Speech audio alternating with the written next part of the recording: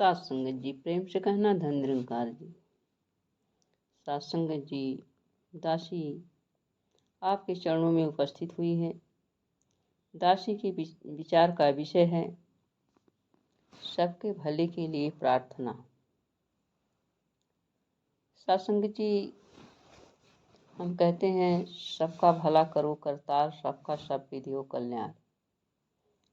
परमात्मा से अरदास करते हैं, प्रार्थना करते हैं कि हे दाता सबका भला हो। सत्संग जी, प्रार्थना हम क्यों करते हैं? प्रार्थना हृदय की एक चित्कार है जो अपने इष्ट के आगे हम अपने हृदय को खोल कर रख देते हैं और समर्पित भाव से हम प्रार्थना करते हैं कि हे दातार हमारा ये कार्य हो जाए, वो कार्य हो जाए, आदि आदि।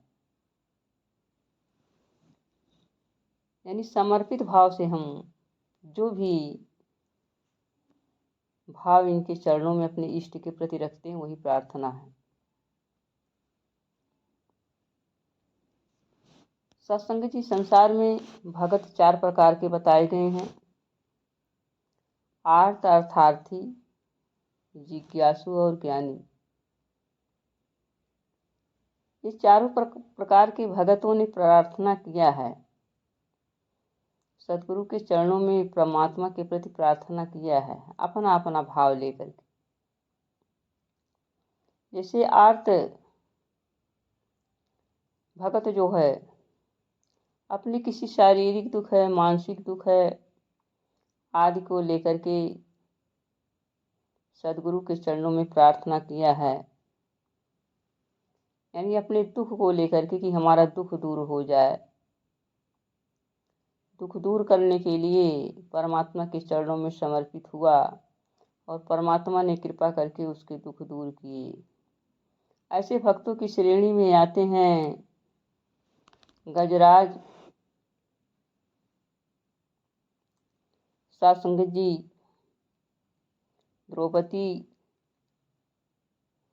द्रौपदी के चीर हरण के समय जब वो हार गई चारों तरफ से, तब उन्होंने आर्त स्वर में, करुण स्वर में परमात्मा को पुकारा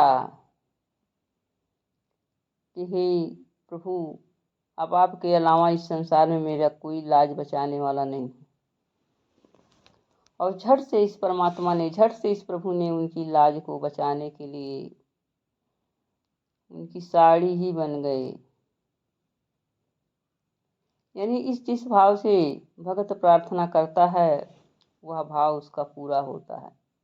गजराज ने इसी भाव से पुकारा कि प्रभु, अब मैं हार गया,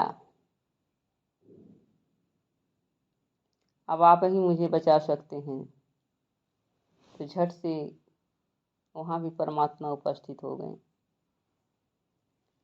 अर्थार्थी भगत जो संसार के भौतिक पदार्थों के लिए प्रार्थना करते हैं, संसार के भौतिक पदार्थ हमें प्राप्त हो जाएं, ऐसे भक्तों में नाम लिया जाता है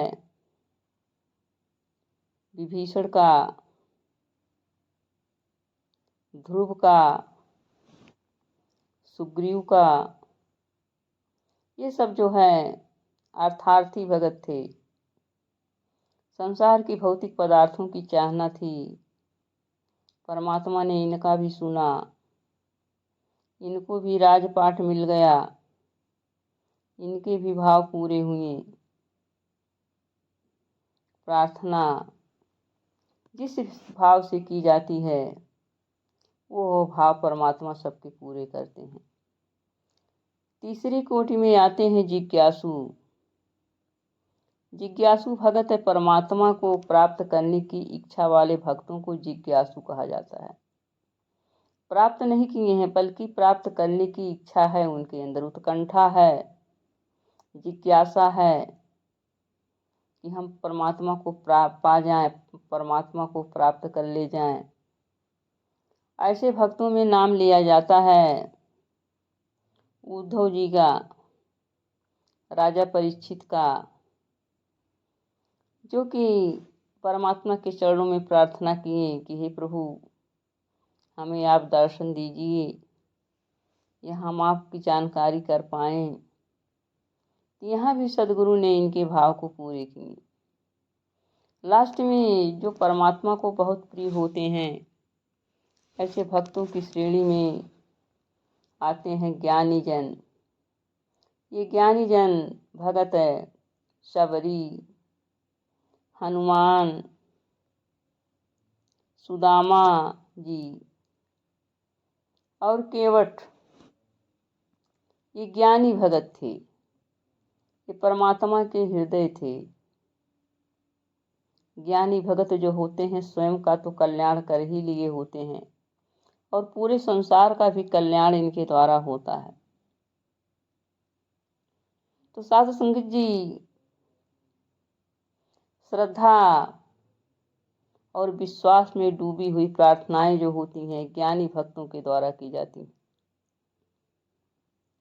इनकी प्रार्थनाएं श्रद्धा और विश्वास से डूबी होती हैं, श्रद्धा और विश्वास से भरी होती हैं और इनकी प्रार्थना में पूरे संसार का हित समाहित होता है, पूरे संसार का हित होता है। साध संगत जी, ये प्रार्थना जो होती है भगत के हृदय में एक उद्गार बन के उठती है और परमात्मा के चरणों में जाकर समाहित हो जाती है। इसीलिए भगत जो होते हैं अपने दिन के हर कार्य को पूरा करते हुए शाम को परमात्मा के चरणों में प्रार्थना करते हैं, अरदास करते हैं कि हे प्रभु, दिन भर तो मैं अपने गृहस्थ के कार्यों में लगा रहा, जाने अनजाने में मुझसे गलतियां हुई होंगी, लेकिन आप बख्शनहार हो, बख्श लीजिए। मैं आपके चरणों में समर्पित हूँ। ये बख्श लेते हैं, बख्श लेते हैं।